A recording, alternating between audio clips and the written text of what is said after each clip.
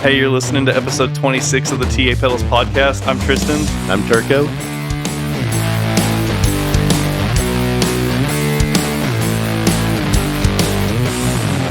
So, Stefan is out for the day.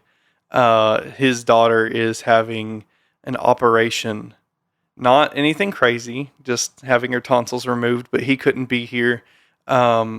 Unfortunately, I was really looking forward to all three of us having a conversation, but today we have Jonathan Turco.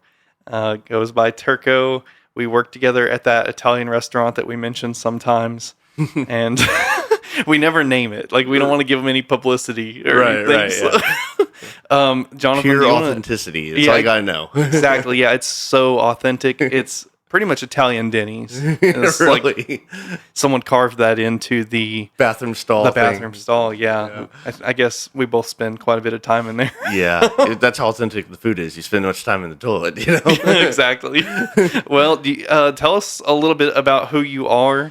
So I guess to start off is I am a co-worker of the two awesome gentlemen that normally run this podcast. I'm a college student, father, amateur geologist, working on being a professional geologist, and I delve a lot into conspiracy theories. Heck yeah, and that's what today is going to be all about. It's going to be so fun. I can't wait. You kind of gave me some information about what we're going to be talking about, and I was doing some research last night, and it goes deep, and it's pretty whack, honestly. Like, it's kind of scary, but yeah, it's going to be fun. Which one do you want to start with? Do you want to go? Lyme disease is pretty fresh on my mind. Oh yeah, you want to start with that? Sure. I mean, I was thinking we do Project Paperclip leading to it, but let's do Paperclip then. All right, so I guess we should probably start off with what is Project Paperclip. So at the end of 1945, with the fall of Nazi Germany, right? There's like this rush between us, the U.S., and the Soviet Union. Basically, you had the other allies, Great Britain, so on and so forth, and they're basically playing like trading cards with Nazi scientists. We're talking rocket engineers. We're talking biologists, medical doctors. Basically, it was who will give you immunity for these atrocities you committed, but you're going to come work for us. We're going to give you a fake identity, the whole 9 yards. And one of the things that we did, we brought in Nazi scientists to work on basically bioengineering type of things. And that's where Plum Island kind of started off with, is Project Paperclip, recruiting Nazi scientists. And so it's kind of the very beginning's already kind of going, what the heck is this? Yeah, seriously. I talk to my wife about that kind of thing a lot, like about how there are all these secret government operations and these things that have happened under the United States government direction. And she's like, no, they wouldn't do something like that. They wouldn't do something. And then I'll talk to her about something like Project Paperclip or like Operation Northwoods or whatever. Oh, yeah. And it just kind of blows her mind because she's like, okay, well, maybe they would do that to us. And it kind of blows my mind that they were able to, or not able, but willing to pardon all of those Nazis just for, intellectual information. Right. But I mean, at the same time, like, information is power, Right. So when it comes to technology, I mean, if to put into perspective, right? NASA was founded by our lead engineer was a Nazi scientist who created the V2, the rockets that were launched towards England. V stands for vengeance, the Vengeance 2 rockets. Oh, crap. Right? Yeah. So the Saturn V rocket that was all Ron Warner. I'm trying to pick this out of memory right now, but yeah, the same guy who built rockets for warfare is the guy who built the same thing that got us to the moon. So yeah, I mean, it kind of puts things in perspective. The whole space race thing. I mean, every government, every superpower in the world was just desperate to do what they could to, get to the moon first. Essentially, prove space. What would you say? Dominance. Yeah, it was very much because if we're being real here, even as an American, I can admit this: the Soviet Union was winning the space race. The first, we had Sputnik, the first artificial satellite. You had the first man in space, first woman in space, the first animal in space, first orbiting of the Earth. All Soviets, right? And it's very much at the end of the Cold War, at the end of World War II, beginning of the Cold War, it was which is a better system, communism or capitalism, and space was kind of like, this is how we're going to prove it. Right. And Yeah. so it's like JFK said that we're going to, by the end of this decade, we'll put a man on the moon. And we did in 1969. He's just, and it was, you had to do something, Yeah. Yeah. And that was really, it was like a showcase of what is a better system. Well, the commies, man, they put, someone in space, they did this, that. And so on the capitalist side, they're like, what can we do? This is the end all be all of like how great it is. We're going to put someone on the moon. Yeah. I can't even imagine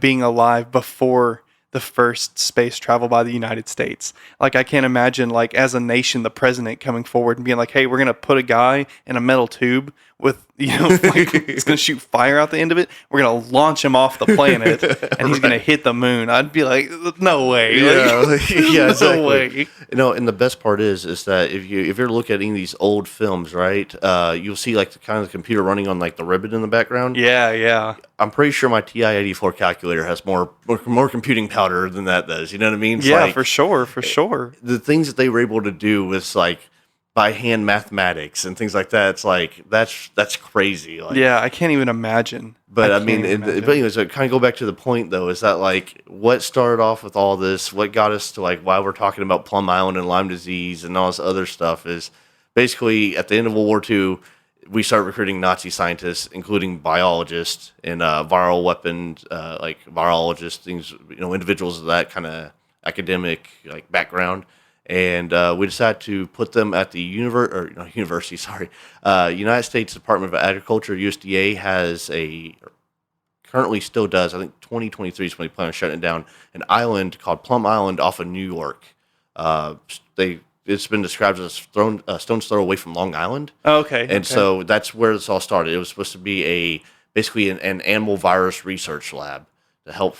Yes, that I sounds know. familiar. Yeah, Yeah. sounds super familiar, right? And the idea is that they're going to put it off the coast, and it'll be there's no one can mess with it. It'll be safer that way, and we're just gonna for agricultural purposes only. We're gonna look into diseases and other things that might affect the agricultural stability of the United States, economically speaking, or even just as a food source. I mean, Right, that's how it always starts, isn't it? yeah, great, best intentions. Yeah.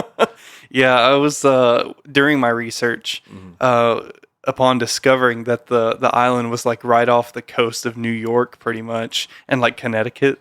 It's like if anything were to get out of that lab, it would be so catastrophic. Oh man! And so, like talking about like bioweapons and stuff, I can't imagine what kind of devastation it could wreak to put a deadly disease or a debilitating disease at best. Into an insect and then unleash those insects, particularly the kind of insects that bite people. Right. It's like, what the heck is that about? That could be so bad. So for the listeners who may not understand what we're getting at here, so I'm sure you've heard of Lyme disease. That actually comes from Lyme, Connecticut, right? And it was crazy. So Lyme disease was at first was misdiagnosed as basically childhood rheumatoid. I'm a geologist, not a medical doctor. Please bear with me. And it was diagnosed as basically childhood rheumatoid. I know I'm butchering that word. It's okay. You mean rheumatoid arthritis? Is that it? Yes, thank you. Okay, Thank I got you. you. Yes, I got yeah. you. Anyway, so essentially, and it wasn't until I want to say 1975, 76 that it was actually first then diagnosed as Lyme disease on its own. And it actually comes from, being named after Lyme, Connecticut, where it was first kind of popping up and discovered. Oh, okay. So there's something that, we should take in consideration the fact that, like, okay, there's a disease that popped up in Lyme, Connecticut. People, they have lived there for a very, very long time. Yeah, Native Americans lived there that didn't have to deal with Lyme disease. You had colonists up until probably the 60s, 70s that didn't have to deal with Lyme disease. So sometime in that time frame afterwards set off this. Right. Something changed. Right. Where it started popping up, and coincidentally, the lab's there doing research. Yeah. I mean, what are the odds? Right. It gets even better. So there was if I remember correctly, there was an operation where the general idea was to fight off the Soviet Union, they would infect biting insects, in particular ticks, give them diseases, and basically drop them all over the Soviet Union to help fight against the future war with the Soviets. And that research was conducted at Plum Island. Imagine that. Yeah, and this was, of course, individuals started catching on to this. They're like, well, there's some weird stuff going on there. And it was, denied. It wasn't until 1993 that it was actually revealed. Like, they actually had documents revealed out by the press that this was actually, there was bioweapons being created there to fight the Soviets. Yeah, you would think that maybe we would learn to keep deadly diseases and stuff further away from, major, U.S. cities and stuff when we're doing that research. It seems kind of careless. Oh, man. But it only gets deeper, brother, I'm telling you. Well, let's go. Let's go deep. Let's go. Right. Like you said, not to go on a tangent, I'll make it quick, but people, when you bring up the whole Wuhan lab thing with COVID, they act like that the idea that some disease that escaped this lab that was man-made and then took over the world because it spread so rapidly. Some people act like it's just completely out of the question, and that's becoming more of an accepted theory now. But in the beginning, people would say things like it was racist if you said that it was a lab leak, because, and they were saying that Trump calling the disease the China disease or China Chinese, flu. all that stuff. It was a racist thing, and it's well, what about Spanish influenza? Is that racist too? Right. But it's happened before in cases or supposedly, happened before with things like Lyme disease or whatever. And so it's definitely possible. Oh, definitely possible. Think about this. The Black Plague that wiped out, is a third or 2/3 of Europe, actually started in Asia. Oh, really? It traveled along the Silk Road, and the first cases of the Black Plague ended up in Italy. I want to say it was Venice. This is really kind of digging into history there. So, I'm sure someone's out there like, oh, no, it landed in Tuscany or whatever. But I want to say it's close enough. Yeah, right? It's basically northern Italy along the trade routes, and that's where it first popped up at. And this is what, the 1300s?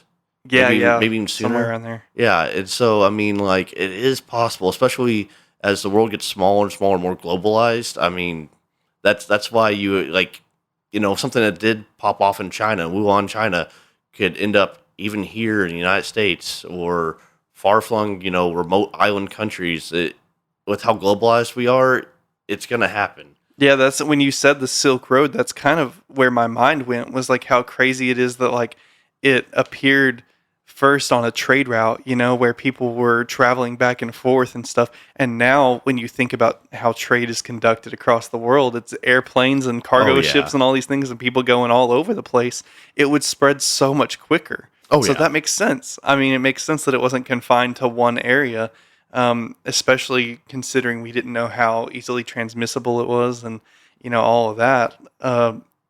It's just weird. It's weird because it seems now that I think they have documentation of people who were working in the lab who left with similar what's the word I'm looking for? Symptoms? Yeah, symptoms. That's what I'm looking for. Similar symptoms right before the outbreak happened, and one of the scientists who had those symptoms, I think his wife got it and she died. And so, it kind of happens, but I guess back to the point, lab leaks are possible. People make mistakes, and when you're dealing with microscopic, organisms, whether it's the virus itself, bacteria, or ticks, right? How easy could one get out and then spread? And and it's where it gets so much deeper than just that. So you got, and that's crazy enough as it is. And the thing is that people might ask, well, why would they do this? Even referring back to Wuhan, it's it was engineered. There's even theories that it was leaked on purpose. And like you said, your wife is they wouldn't do that.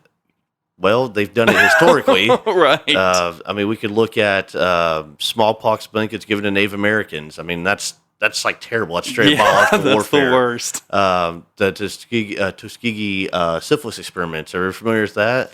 Slightly, but It's essentially what really boiled it down to is that before, I want to say it was the National Health, not the National Health Service, excuse me, that's England. We had something before the health department. It's escaping me currently. But they wanted to test the long-term effects of syphilis, and so they found a community of disenfranchised people in Tuskegee, Alabama. The reason why is because no one's going to question it.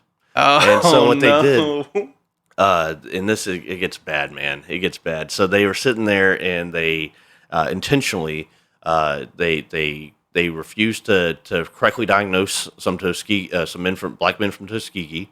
They misdiagnosed, and all this was intentional, by the way. So this was what they did intentionally, not by mistake, not, oh, we learned something, 50 years down the line. No, they knew what they were dealing with. So they misdiagnosed it, refused treatment, or they would give them false treatments, like, oh, you don't have syphilis, you have the common cold, so here, take this instead, right? Oh that my might be an gosh. exaggerated example, but it's along those lines, right? Yeah. They would refuse to tell them that they even had syphilis. They would tell them it was something else altogether. And they did this for several reasons. They want to see like long-term effects of syphilis, which now we know is part of its insanity. I mean, it's like it's a bad thing. Right. They also want to see how quickly it could spread in the community. And I mean, yeah, that's messed up. And I mean, and we've done this before. Like even with somewhere in Central America, we did the same thing, and it was like basically we gave one of the local leaders syphilis, and then or some other communicable disease, and like to see how it spread through. And it wasn't the only reason why it stopped, right? Was, and this started, I want to say, in the 1920s, if I remember correctly. And for the listener out there, I'm sorry, that's the dates. It's like I said, I'm pulling it from memory right now. But it wasn't. It was all the way up until the 70s, and the only reason why it even stopped is because a whistleblower, like they had no intentions of stopping. They just wanted to keep going. Oh my gosh, that's crazy. I mean, to put things in perspective, I'm 29, right? My parents were born in 1969 and 1970, respectively. I want to say this happened in like 74, if I remember correctly. Oh my gosh. I mean, they were children. They were still alive. My grandparents were full-on adults, probably about my age, give or take, That's our age. so crazy. I know, dude. right? What in the world? And that's just one example. I mean, there's so much stuff that happens and we're unaware of until we're like, wait a second, that looks kind of, something doesn't seem right. Yeah. You know? And me and Stefan have talked about in the past, like with the Freedom of Information Act, like you can find these things out, but I'm pretty sure I've seen that you have to like request documents very specifically. Oh, absolutely. So you don't know what you're looking for. If you're like, you can't just be like, oh, I want you to provide me with all of the documentation for all the human experiments with diseases you've done. Right. They're going to be like, that's, they'd probably say it's too much to send you. But Right. also, yeah. So like, I mean, there's no telling what's out there that has been classified or like, declassified now, but, kind of hidden away under project names that you would never guess. Oh, And yeah, it's just crazy to think about the several different governments, including the United States government, believe that life is so cheap, Oh, yeah. and expendable. Human life doesn't mean a whole Oh, lot my to goodness. them, I guess. But Yeah, and I mean, we're just talking about like the biological. I mean, like the nuclear radiation testings and things that are done. There was old footage somewhere of like old GIs in the 50s saying it's okay. Sergeant said that the gamma rays will bounce off our uniforms, so we're going to be fine. And it's just like, no, you're not. That's not how that works. You didn't know this. Your sergeant probably didn't know this, but yeah, some scientist somewhere did know. I mean, someone knew. think about it.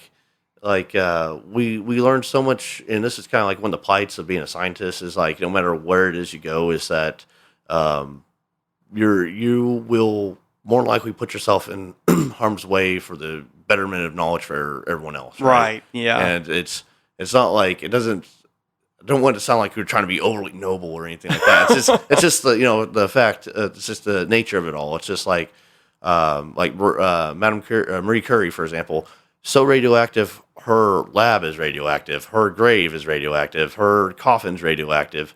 But we learned so much from her so much that, this knowledge later led to advances in physics, or which led to eventually, Sergeant said that the gamma ray will bounce off of our uniforms. No, they know that it wouldn't. Right, They're not going to yeah. tell you, though. Yeah, I've seen videos of like nuclear tests where they would like blow a bomb up, and they'd have like 3, 4, 5, 10 guys in like a trench, and then after the bomb would explode and the blast was headed towards them, they would have the guys get out of the trench and run towards it to see how close they could get and how fast the blast would reach them before it obliterated them, or if it didn't obliterate them, how much radiation they would take, Right. and then how long it would take for them to die from the radiation poisoning. Right. Like, blows my mind. And these people had no idea, like they were just told to do what they were told to do, and had to follow orders. Yeah, that's a wild thing to think about. I mean, and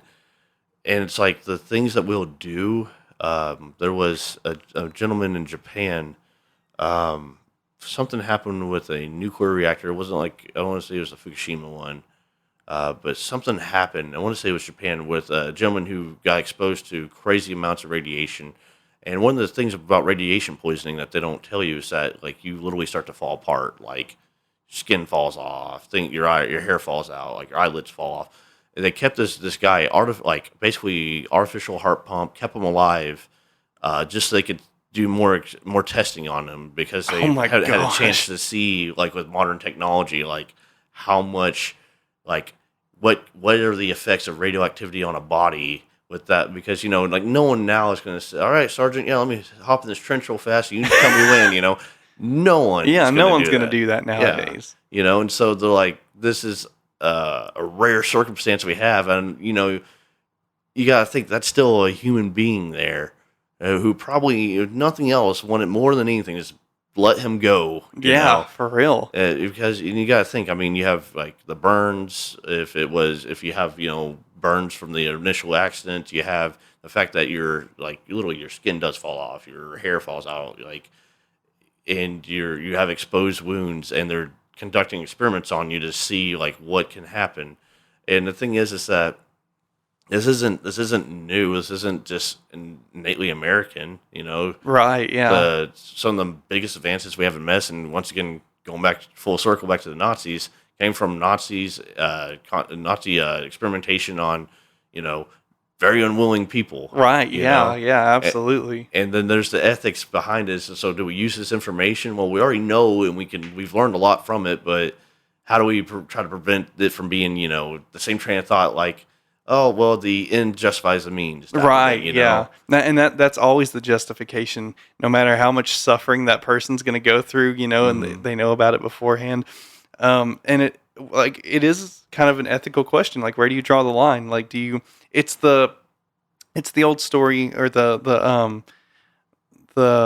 moral dilemma of the on the train tracks. Have you heard, trolley, yeah, the trolley. So there's 5 people on one side, 1 person on the other. And it's headed towards the 5 people. Do you flip the lever to switch the track over to kill the 1 person to save the 5? It's kind of the same thing. It's like, well, do you experiment on the dude with whose skin and eyelids are falling off, so you can have enough information to maybe try to prevent suffering in the future? Right. If that's what it's even for, it could be used for the opposite, and be like, well, how can we make more effective weapons, knowing that this is what happens? Right. But which is probably more likely the case, honestly. Or do you end that guy's suffering and be like, oh, we'll figure it out eventually, Yeah, it's oh man. It's that is very the moral inhumane dilemma, yeah. And, I can't imagine my eyelids falling off. Oh yeah, that's been terrible, right? And it's just like I've been there, it's terrible. Don't recommend it, But no, but you sit there and you think about, like, so we set the precedents that historically governments will experiment, do weird, crazy stuff, right? I mean, like, that's just the tip of the iceberg. I mean, like, that could be a whole other conversation later. Yeah, for sure. But going back to Plum Island, though, so like I said, initially started off as a place for the I almost said university again. My apologies, guys. Anything with a U, automatically just go right to university. Okay? So the USDA, right? and it was discovered and leaked that it was actually making bioweapons there. The Russians actually sent a team over there to make sure that they were, in fact, all this weapons testing has stopped. Oh, excuse me. They're actually, the Russians sent the team over there. They cleared it, right? But I'll say that with air quotations, they cleared it, that there's no longer going to be, biological weapons or being, research done there. They're actually closing down the facility next year in 2023. Oh, really? Okay. Yeah. Okay, that's interesting. But this is where it gets fun. Okay, so do you know what the number one export is in the United States? I don't. It's food. Food. Okay. Yeah, and the little geology tidbit there.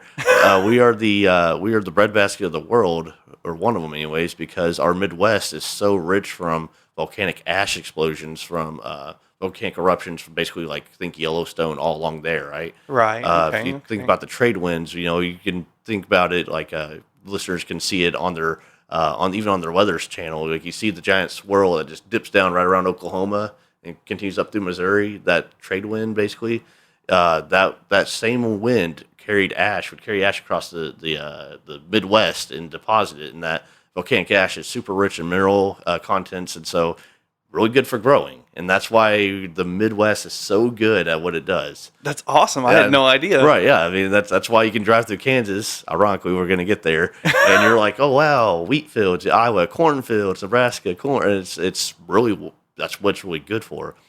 And so, anyway, so they're moving that whole. They've already started it. They say that in 2023 it's going to be complete. Moving all of that research. Once again, air quotes, research, over to Manhattan, Kansas, which I think, the idea is the same idea as the island. It's secluded. No one's going to mess with it. Manhattan, Kansas, there's nothing there. Sorry, anyone listening who might be from Kansas. There's still nothing there. Yeah, there's still nothing there. Right. But this is where it gets kind of crazy, right? And I mean, there's the whole conspiracy theories going on currently with they're trying to destroy our food sources, jack up prices, that's like a current thing. Well, I don't understand is why you're going to move the same place that has the same entity that has historically made biological weapons that are targeted against people and agriculture to a place in the middle of our food belt. Yeah, seriously. That seems pretty irresponsible. Yeah. And not only that, it's also in the middle of the tornado alley, Yeah. That's the last thing I want to hear. It's just it's okay, guys. We've got this super controlled lab going on. We've got this thing that can just kill pretty much any grain crop, which is it really is the bare basics of civilization is grain. But it's okay. It's fine until an F5 comes out and wipes out the entire, facility. It's just well, we have some bad news. You've heard of Sharknado. Yeah. Now Ticknado. Ticknado, oh gosh. Oh my gosh. Yeah, I don't understand that either. If the island's secluded by water and it's pretty, I imagine it's not too difficult to reach it, but it's probably harder to reach than just driving to a random town in Kansas. I don't know why what sense it makes to move it there. It makes no sense whatsoever. Plus, it's in the middle of the country. Yeah, see that's why it's in the middle of nowhere. We actually have something very similar in Australia. If you look at a map of Australia, right, just even like a little side bit, right. And I apologize, I have ADHD. I've got to this is great. My train of thought wherever it goes. But if you really want to know something so spectacular, right, and this is something I've learned, my minor's in geographic information systems, so I'm always looking at maps and stuff. Look at a world map at night with all the with the city lights, right, and just watch it as it changes over time. You can see human migration patterns even, where you had a cluster of lights disappear, where people moved from the countryside into the city. You can see all this. But if you look at Australia, and this is going back to why Kansas, the geographic center of the United States is somewhere right there in Kansas, right? That's dead center. Right. But also, it's so secluded. And if you look in Australia, you have a place called Alice Springs, right? The vast majority of the Australian population lives in 3 little pockets, and it's all on the coast. Smack dab in the middle of Australia, you have some place called Alice Springs, right? And that the reason why that place is even there, in the middle of the desert, and like on a continent full of things that are trying to kill you, and they're very efficient at it. Is basically it's a spot where we're pretty well allied with Australia. I think it's pretty. I don't think we're ever going to go to war with Australia. Right? Yeah, I don't see that happening.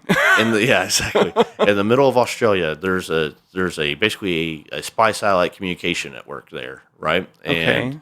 the reason why they chose right there is that as the spy satellites spin around, rotate around the Earth as a satellite would, you have to have different. It's called command and control (C&C) points, right? And as it moves over into this little part of the southern hemisphere, tilt of the Earth just right, that's where it's controlled from. And the reason why they chose there is that it's in a very secure, friendly country in the middle, of a desert where everything's trying to kill you. Nothing's going to get there. That's nuts. Right. Using And I mean, what's the equivalent? Okay, so you have Kansas, which is in the middle of the United States, which is, we're friendly to ourselves. I'm pretty sure, most of the time. Most of the time, yeah. There's been some divides lately, but overall, I'd say we're pretty friendly to ourselves. It's smack dab in the middle of absolutely nowhere. I mean, like I said, you ever go driving through any of the Great Plains, it's just like wheat, corn, soybean, just that's all you see, and it's pretty secluded. There's not like major there's not like a like you're just gonna. Oh, I think I'm gonna stumble upon this on accident. Right? Yeah. Unless you know it's there, you're never gonna go to where it is anyway. More than likely. Exactly. And so that's why that's why it's there. They say. I mean, it makes sense.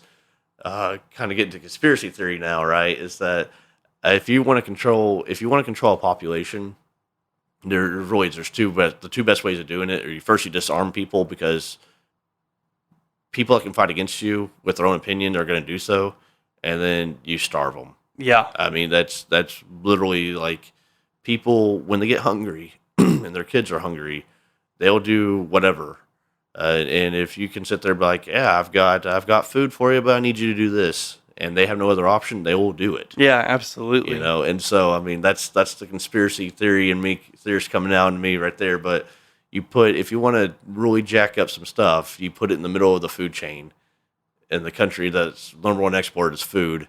You can control a lot of people that way. Yeah, you're right. Yeah, I'm sure you've heard the term the Great Reset. Yeah. Have you heard that? Oh yeah. Yeah, like I don't particularly believe that that's gonna be something that happens, but like by watching these things take place, like what we're talking about. Where your supply chain for your food and for food that goes all over the world, it could be interrupted. I think it's important to pay attention to things like that because even if like it doesn't happen and it's just like a quote unquote conspiracy theory, like can you really ever be too prepared for something like that to happen? Right. Whether it's intentional or an accident, you got to keep an eye on it. And that's, as much as I hate, gun violence and stuff, I think that's why the Second Amendment obviously is so important because you can't trust the government because they do sketchy stuff like that. And it's like, maybe they are, maybe they aren't, but the point is like we, the American people don't know because they've done so many sketchy things in the past. Oh so yeah. It's gotta be careful. And I mean, and like, that's why I really like that we're talking about Plum Island, because of that, like, and we haven't even talked about the Montauk Monster or anything like that, I love that one. Yeah. Like if you want to listen to this, you might have a hard time spelling it because it's from the Northeast, but Montauk Monster is something altogether crazy. But like kind of going off, like a little tangent real fast about like you said, like the Second Amendment or like in like freedom of anything. It's the idea behind a freedom, at least based in our national system, is that there's a difference between a right and a privilege. Mm-hmm, for sure. A privilege can be revoked just because. A right can be revoked, but under what's called due process of law. So that's why I like if you're a violent felon, and I don't think those individuals should have firearms or anything like that. Like violent being the key word. Right? Yeah. You can have your rights stripped of you through due process through the court of law, and that's how that's done. A privilege is we can just take it because we said so. Right. But a right can be revoked, just because. A right can be revoked, but under what's called due process of law. So that's why I like if you're a violent felon, I don't think those individuals should have firearms or anything like that. You can have your rights stripped of you through due process through the court of law, and that's how that's done. A privilege is we can just take it because we said so. But so you have that's when a lot of individuals kind of get into the Second Amendment argument. They go back and forth. Oh, what is a right? What isn't? It's like essentially they use natural rights, so endowed by God, Creator, or if you're atheist, just the fact you're a human being, right? Yeah, you have the right to self defense and protecting you and your own. And that's why like a lot of individuals who are conspiracy theorists or like even just kind of dabble, it's just like. You've done so much, like you said, sketchy stuff. It's just like you mentioned earlier, Operation Northwoods. Like, let's stage, attacks in Florida on U.S. soil and against American shipping and against service members, so we can blame it on Cuba. And then JFK is like, yeah, it's not happening. And then what happens? You get shot in the back of the head. Right? Yeah, exactly. What I mean? It's just exactly. Or another great example is the Gulf of Tonkin incident. Right? It's just like, yeah, we were attacked and it was bad, and it's just like, oh, it never happened. But we're already in Vietnam. Keep it kicking, right? Yeah, exactly. It's just like, and it's there's so much stuff that just like that's just so sketchy, right? Yeah. And it's always, and the thing is that it's never going to be where me and you, as the average common person, comes out on top. It's not. No. That's not how that works. That's against the interest, man. Yeah. In the words of System of a Down, when the rich already. wage war, it's the poor who die. Yeah. And so, like, if you're not like the top elite people, like, you're in trouble. Like, you gotta be careful and protect your rights and, like you said, protect your family. Right. Yeah. You never will know the truth, and if you do find out the truth, it's gonna be decades before they're like, okay, yeah, right. You caught us. Right, yeah. And the thing is that like if you start catching on, you're like, hey, this is what's going on here. First off, you gotta be quiet. Or else they're gonna be like, no, you're going to shut up. Is what you're gonna do. Mm-hmm, for real. They'll get you. Yeah. like perfect example is I think this gentleman is a true patriot, and so this is like people, I think it really depends on how much of the Kool-Aid you drink personally, how you feel about it. But Snowden. Yep, absolutely. Like people, he should have never gave away the fact we're doing. I'm just like, what? Yeah, seriously. and it's so crazy, it's like so those individuals on that part of the spectrum typically tend to be more on the right conservative side, right? And you would think they'd be on board, with him giving away the fact that they've been spying on us, will continue to spy on us. They don't even act like they're not anymore, right? And it's like, have you ever heard of the Fourth Amendment? Yeah, seriously. It's like that's the one where they stop you from, where that came from was the British used to stop you and be like, "Where's your paperwork? What do you got on you? You know what? I don't even care. Turn out your coat. That's what we're gonna do." And it's just like. The modern day equivalent of that is now they're like, oh, what library book did you check out? Right, exactly. Oh, you can't be reading those books. That's too free thought of you. Right. Add some, 1984 meets Fahrenheit 451 in here somewhere, Dude, anytime I talk about this kind of thing, I ask people, I'm like, have you read 1984? Like, have you read that book? And anyone who says no, I'm like, you have to read it. You have to read it now. Because, like, it's so relevant with today's technology and stuff. And, like, I saw someone say, George Orwell predicted the telescreens in everyone's homes that watch them and stuff, but he didn't predict we'd install them ourselves. Yes. Like, that's the crazy thing is we all have these, like, microphones and cameras in our pockets. I see one right there, one right there, one right there. We have so many, even just in this room. Mm-hmm. And I mean, that one's unplugged, but who knows? Yeah, who knows? Yeah, right. I mean, I don't know, but yeah, like the whole privacy thing. It's better safe than sorry, because like once they get that control, I don't think they would be willing to give it back. Just like with Snowden, like I don't understand how he could. Okay, I just gotta. Pause. We're not going to pause the podcast, but I just want you to see something real quick. Absolutely. There's a giant spider. Oh my God! Yeah, that is a huge spider, and man. I just want to point that out real quick. Do you think he was sent by the government and we're onto something? Yes. Yeah. Just like birds aren't real, that spider is actually videoing us. He was right also now. made in Plum Island. He was. Indeed, he was. Or maybe he could turn us into Spider-Man. I don't know. I mean, I'm almost willing to risk it. I'm just gonna It pretend might be like a better job. I'm just gonna pretend like he's not there so that I don't urinate on myself because that's a huge spider. But anyway, so back. So I don't see how the like Snowden could rat on the government and like they could say he's wanted, he's a wanted criminal now because of what he said or whatever. And then it turns out he's right. He's telling the truth. And they're like, okay, yeah, he's right, but we're still going to go after him. Yeah, you're supposed to have whistleblower Even though he's in the protection. right. Yeah, like no. Makes no sense. See, that's the thing. It's just like anytime you go against the grain, even if you're right, you're wrong. Right. Exactly. And like you mentioned, like 1984, like, politically, I'm a libertarian. So I'm pretty much a moderate, or I am. Like, I'm very liberal when it comes socially. Like, I really don't care what you do. Right. Just don't hurt anyone else. Yeah, like, don't hurt anyone else. But on the flip side of that, I'm very fiscally conservative. Don't make me pay for it. Right. Yeah. Yeah. Like, if you want to go do whatever, that's okay. You know what? Who am I to tell you how to live your best life? That's how I feel too, You man. know what I mean? Yeah. Makes sense. But don't tax me for it, man. Because I don't want to pay for it. Like, I can't afford my own shit. Right. Yeah. Stuff. No, you're bad. fine. Yeah. You're fine. It's okay. Yeah. And so, like, I should probably preface it like letting you say in that, but you have Biden right here where he's redefining what a recession is, right? It's just Right. like, and if you remember, there's doublespeak, right? Where essentially, and for like you said, anyone who's not read 1984, it's supposed to be a warning, not a blueprint, right? You know what I mean? Like, also I recommend Atlas Shrugged and Fahrenheit 451. All three of those wonderful. Brave New World's a good one to go with. That's here or there. This is just the weekly recommended reading list. Yeah, absolutely. So in in the show 1984, you actually have a kind of backdrop on it. I won't spoil it completely. Basically, after World War II, you had English socialism take over, and it's called INSOC. And one of the ways they help control the population is they control what information is being exchanged. It mentions specifically in the book that dates and events are essentially any kind of memory are malleable.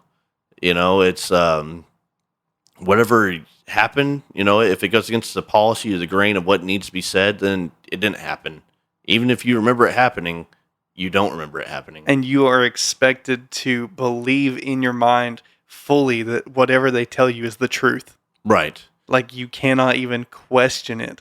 Yes. And it could be from the things you say to, the look in your eyes where they'll look at you and they'll accuse you of thought crime even. Thought crime, it's yes. crazy. Again, I'm not, I'm with you. I'm not going to spoil it, but like that's kind of like where a lot of people see everything that's happening heading, with facial recognition and things like that. Oh, yeah. And so it's like, well...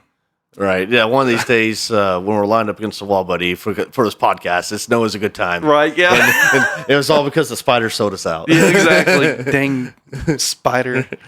But and that's the thing though, is that so it's and in 1984 they mentioned doublespeak as like one of the things they came up with was basically like words meanings change, and you'll see that a lot now. I mean, and they do it with across the board, left and right both do it with anything that's political in nature, gun control, gun violence. They will change it. What is a mass shooting? It was defined as X. Well, no. It's defined as X by various countries. Okay, well, here in the United States, we're going to define it. We're going to lower the amount so there's more mass shootings. Right. And I'm saying, but preface, I'm saying that's terrible. Like everything like that's absolutely terrible, disgusting. Those shooters are cowards, the whole 9 yards. But that's how the left will change it, right? Or the recession, and the right will change things by redefining like what is the term for something in the environment. Well, the environmental, what is climate change? Yeah, what is climate change? Yeah, well, I can tell you as someone who studies environmental sciences, climate change is real. It's a real thing. It's part of it's natural. It's all part of a cycle, but we do have a hand in it. Yeah, exactly. You know what I mean? Exactly. And that's kind of like talk about the doublespeak going back and forth, and like it's like they things get kind of sloppy whenever you allow politicians to put their input into anything, right, yeah. Like, oh man, it's like just think. Sorry, I have like 10,000 thoughts No, coming to you're mind. good. But you have like for example, like I mentioned, I'm a libertarian. I'm a Christian.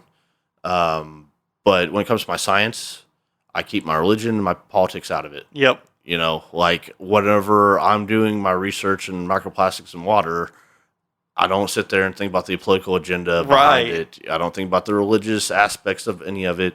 I do what is observed. And Right. that should be the key. Yeah, because that's exactly what science is. Science should be unbiased results, but Right. a lot of the time it's not. And like, with I don't know if you saw Fauci go on TV one time and say that like questioning Dr. Anthony Yeah. Fauci is questioning science. And it's like, you are not science, dude. Like, Yeah. show us the results, show us the truth. And like we, as intelligent, members of society can draw our own conclusions and then follow guidelines that are set by, Right. set because of data points Right. that are measurable. Show me the data. I And don't that's the thing. want to believe is, a person. Dr. Ron Paul was notorious for like straight up calling him out. It's just like he's just like, you don't know what you're talking about. It's like, I'm actually a doctor. Right. Like, he's just, but you're not a virologist. He's just like, yes, but I'm still a doctor. I understand how human immune systems work. you know? Right, yeah. And the thing is that like, like you had people just straight up downplaying, COVID, for example. It's just like, no, it was a real thing. I mean, I For know sure. I worked as a CNA and also in dietary at a nursing home, both when this was going on. It's a real thing. I mean, definitely.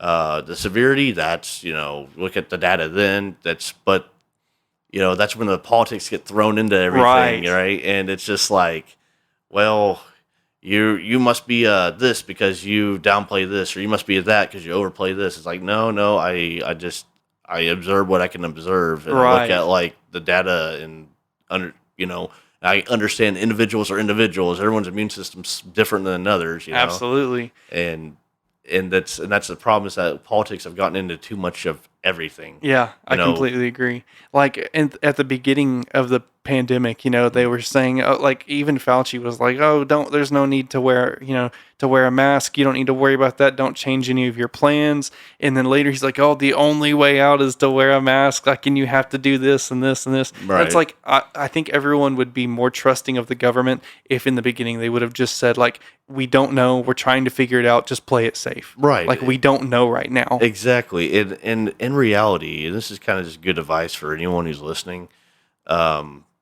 If you want to know how to fight off the first steps in fighting off something like that without going overboard with all the face masks and stuff. I mean, if you want to wear it, about wash your hands. Yeah. Just wash your hands, man. All right. Yeah, for sure. For sure. Just treat it like it's flu season. All right. Yep, it's absolutely. flu season, and you have a 2-year-old at your house. All right. Yeah. Like that's how you treat it. You just got to do what you think is going to protect you the most, Right. and basic hygiene is step one. Like, Right. And take care of obviously, yourself. if you see the guy over there coughing up a lung and it's like he's about to die, it's like, Maybe go the other way. yeah, it's like there's something to be said for avoidance. You know what I Yeah, mean? absolutely. But kind of going back to Plum Island. Yes, Yeah, yes. yeah, Let's yeah. get back to that. So anyway, Plum Island, full of disease and also apparently biologically engineered creatures, I guess is a good way to put it. Yeah. Can we talk about the Montauk monster? Yes, Can we do absolutely. that?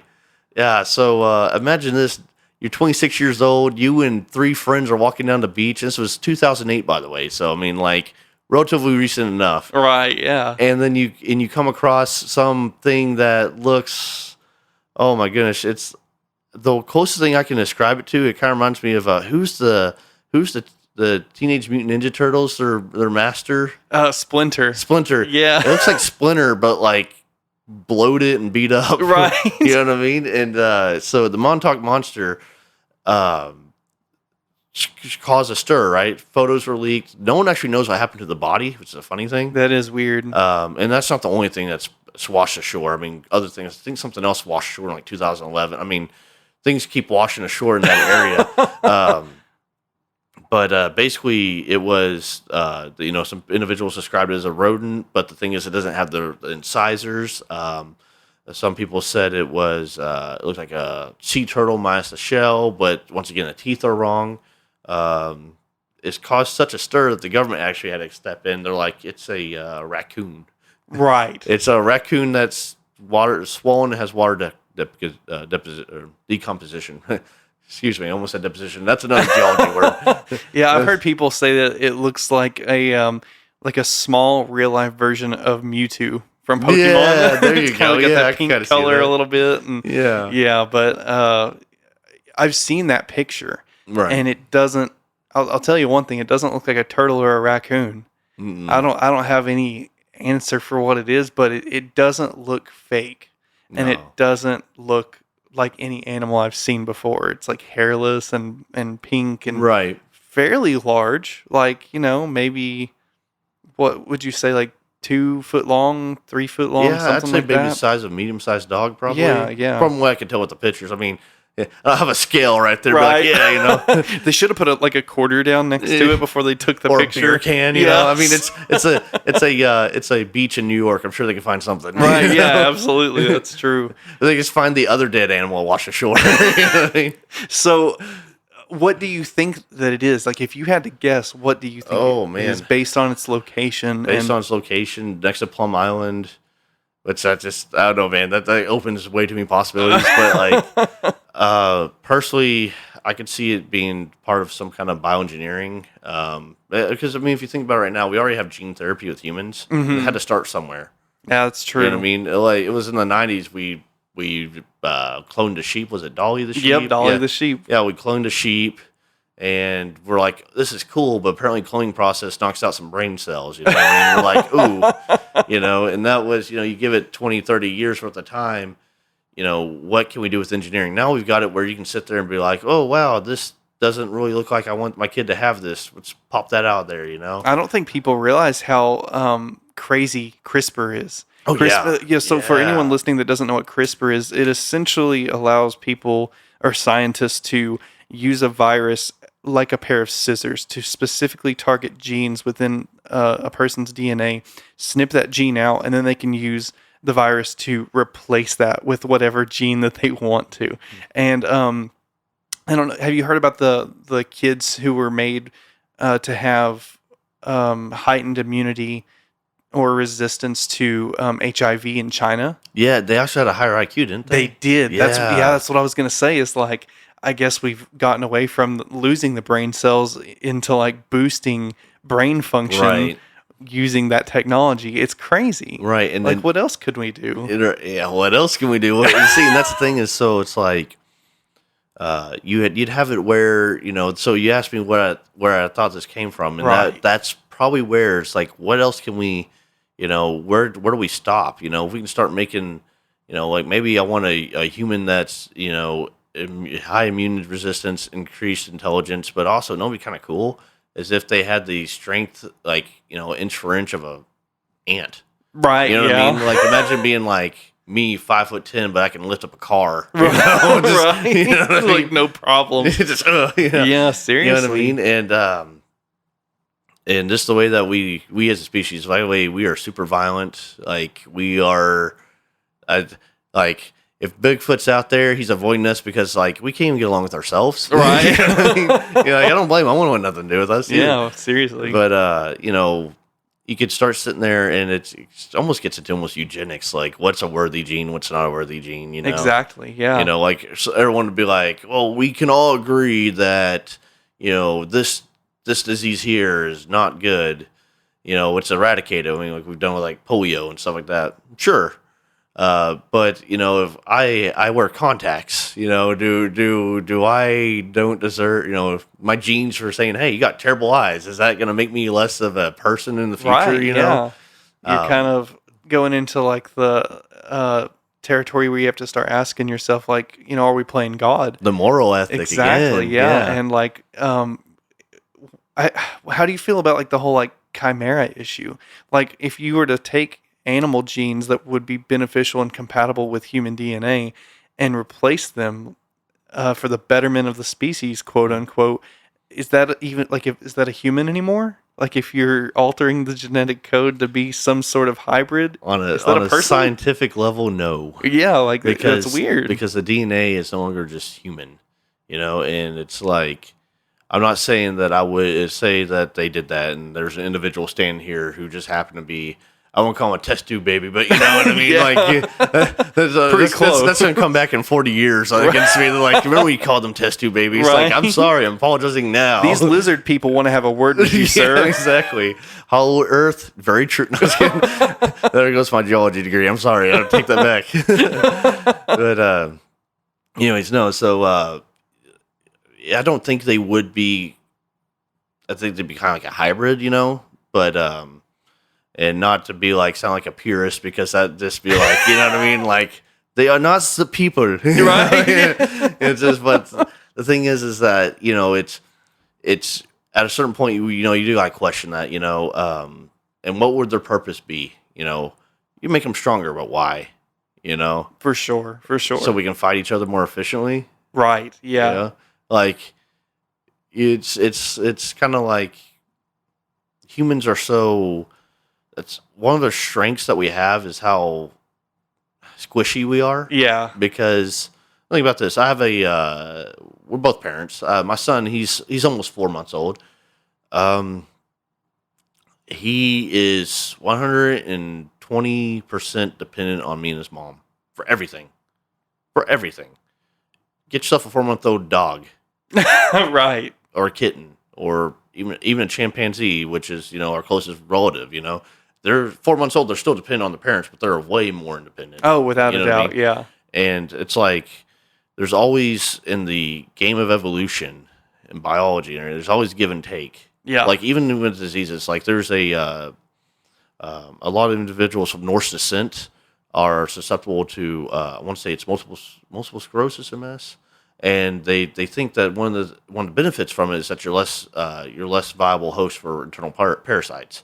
Oh, okay. Sickle cell anemia, you know, less likely to have malaria. I mean, and I can tell you this, like I have a lot of friends from all over the world. I have a buddy he's from Igbo, he's Nigerian. He's a part of the Igbo tribe, Northwest Igbo tribe, if I remember correctly. They break theirs down by like cardinal direction. It's, okay. There's Interesting. like South Igbo, and it's like in the languages get kind of distorted with it, I guess. Oh, right. Okay. Right. Dialects change.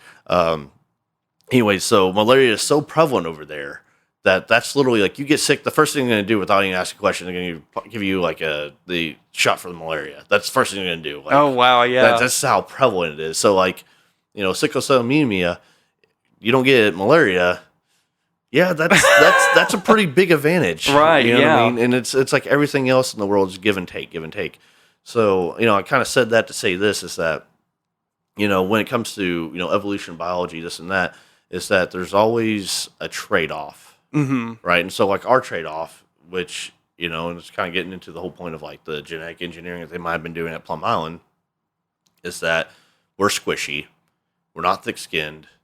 We're not. I mean, there's a reason why we're like buffalo and cow. We're going to wear you because, you know, Right. I can't handle, you know, the heat. I can't handle getting cuts, you know.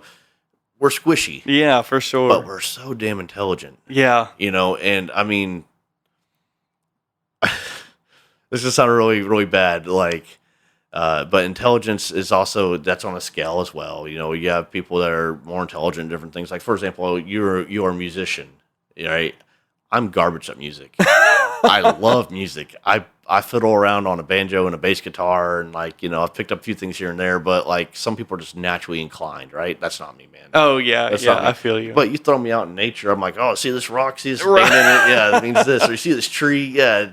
If you look at this, it's probably this old, you know. Or, Right, yeah. you know, and just like, and so like intelligence in specific areas is kind of more negligible, but like as a species as a whole, we're pretty intelligent. Like my cats, right? Love them to death. They're smart, but they're not doing the trigonometry and the calculus needed to put another cat on the moon. Right, yeah, You know what I mean? exactly. Like to go back to the moon, yeah.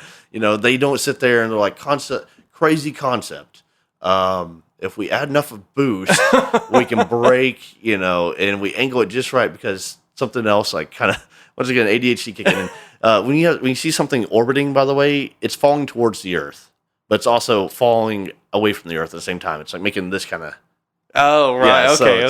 so that's how things orbit. They're actually falling towards the Earth, but they're also moving away at just the right rate so it doesn't ever actually fall. Right. Yeah. I can't imagine having to calculate that orbit and get it to just the right altitude so that it'll stay in that like perfect zone where it, like the Earth isn't going to pull it, towards it too much, but it's not going to fling it out into space either. Oh man, and it gets whole crazier thing is on wild. that. So the basic physics say that an object in motion tends to stay in motion, and an object at rest tends to stay at rest. The law of conservation of energy as well, and all that says that while you have the Earth pulling on an object, the moon's pulling on it, the sun's pulling on it, Jupiter's pulling on it. I mean, it eventually gets to the point where everything's pulling on it, but some of them are so negligible that it's just like, Right, yeah. But the forces are still there. Yeah, for you sure. know what I mean?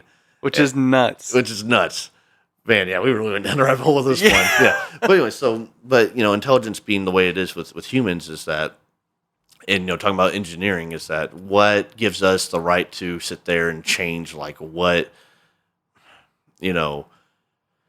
gives us that right? Right, yeah. Whether you call him play a god or whatever, it's just like at some point in time, most of these traits we have were advantage to some degree, or else we wouldn't have them. Like my terrible eyesight, I don't know, maybe it can hate people. I don't know. Who knows? But the thing is that we've also kind of broke the mold as a species because we kind of take a natural selection and said, it's fine, it's cool, but check this out, But and that's the thing. And so it's just like, that's a very big ethic question. It definitely is. I think that we're getting into the point where, as a species, we can manipulate so many different things, laws of nature, even,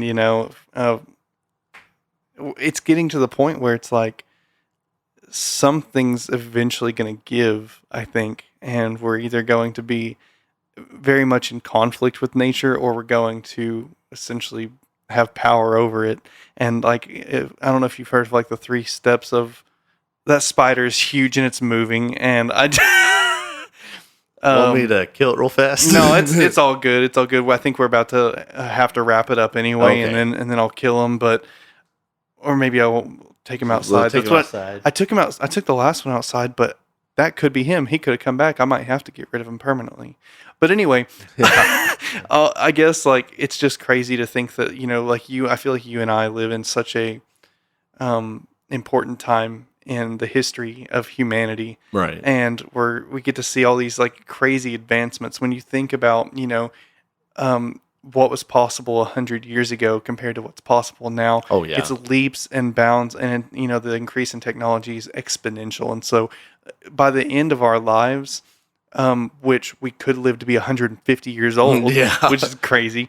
There's no telling what society and technology is going to be like, and it's really exciting. Yeah, it really is. And it's I guess kind of wrap up my thoughts on this end is that's just while we've got some craziness going on, like places like Plum Island or just ski experiments or Northwoods, the human side of things always will prevail. It's like when I talk about this with individuals, I don't want them to ever sit there and just start getting morose, I guess is a good word for it, about humans in general, because I've seen the worst in humanity, but I've also seen some of the best in humanity. Oh, yeah, for sure. And the good in the world really does outweigh the bad. Without a doubt. It's hard to see it sometimes, but it's true. For any listener out there who's just might be sitting there going why is everything like this? Just know that every small deed adds up to a bigger deed overall. And so the good in the world does outweigh the bad. You got to look for it. You got to look for it. Yeah. And it's a lens of perspective, and, no matter what happens out there, whether they're experimenting on an island or building something in Kansas or doing craziness, as long as you've done your part to be a decent human being, you made the world that much better. It starts with you. It starts with you, yes. It truly does. Brought to you by Hallmark. It starts with you. Well, Turco, thank you for being here. Thank you for having me. It's been awesome. And if you're okay with it, if you want to do another episode down the line, I would love to have you back. It's fun, and I feel like we could go so much deeper on these things. Yeah. We've barely scratched the surface. So Yeah, I apologize for ADHD moments. I'm like, oh, look over here. Oh, what's that? oh no, that's pretty much every episode. We're pretty much right on schedule. So Excellent. well, thank you to the I- listener, and it's been really great. We'll talk to you next week on episode 27. If everything goes as planned, we are supposed to have Bo Cousins from Cousins Music Guitar Repair in Fort Smith on as a guest, and that's going to be a blast. So tune in next week for episode 27. Thank you, and bye. Bye.